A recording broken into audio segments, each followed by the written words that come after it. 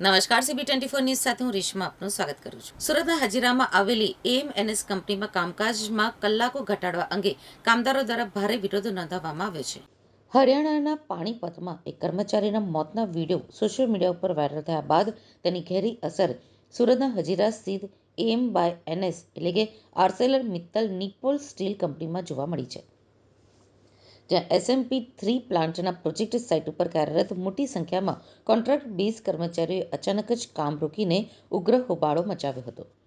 પાણીપતની ઘટનાના આક્રોશ વચ્ચે હજીરાના પ્લાન્ટમાં પણ કર્મચારીઓ એકઠા થઈ હડતાલનું શસ્ત્ર ઉગામ્યું છે અને પોતાના પડતર પ્રશ્નો તેમજ પગાર વધારા જેવી વિવિધ માંગણીઓ સાથે વિરોધ પ્રદર્શન તેજ કર્યું છે. 10થી વધુ ગાડીઓમાં તોડફોડ કરીને સળગાવી દેવામાં આવી છે. શ્રમિકો દ્વારા કારમાં તોડફોડ કરવામાં આવી છે. આ સ્થિતિને ધ્યાને લઈને હાલ ચાંપતો પોલીસ બંદોબસ્ત ગોઠવી દેવામાં આવ્યો છે. ક્રાઇમ બ્રાન્ચ અને SOGની ટીમ પ્લાન્ટ ઉપર પહોંચી ગઈ છે. કંપનીના નિર્માણાધીન નવા પ્લાન્ટમાં આજે વહેલી સવારે સ્થિતિ અત્યંત તણાવપૂર્ણ બની હતી, જ્યારે 5000થી વધુ કર્મચારીઓ એકાએક વિફર્યા હતા. આ આક્રોશ પાછળનું મુખ્ય કારણ પગાર વધારાની લાંબા સમયથી પડતર માંગણીઓ અને કામના કલાકોમાં કરવામાં આવેલો વધારો હોવાનું જાણવા મળ્યું છે.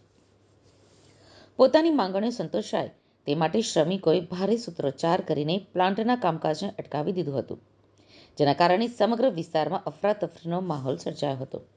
શ્રમિકોનો ગુસ્સો એટલી હદે વકર્યો હતો કે તેઓએ કંપનીની મિલકતોને નિશાન બનાવવાનું શરૂ કર્યું હતું. આ હિંસક વિરોધ પ્રદર્શન દરમિયાન કંપનીની 3 ફાયર ફાઇટર ગાડીઓમાં તોડફોડ કરી તેને ભારે નુકસાન પહોંચાડવામાં આવ્યું હતું. એટલું જ નહીં, ઉશ્કેરાયેલા ટોળાએ 4 જેટલા બાઇકને આગને હવાલે પણ કરી દીધા હતા. પ્લાન્ટના સુરક્ષા કવચ સમન એન્ટ્રી અને એક્ઝિટ ગેટ ઉપર પણ હુમલો કરવામાં આવ્યો હતો, જેમાં પ્રવેશ માટેના અત્યાધુનિક મશીનોને તોડીને કચડી નાખવામાં આવ્યા હતા.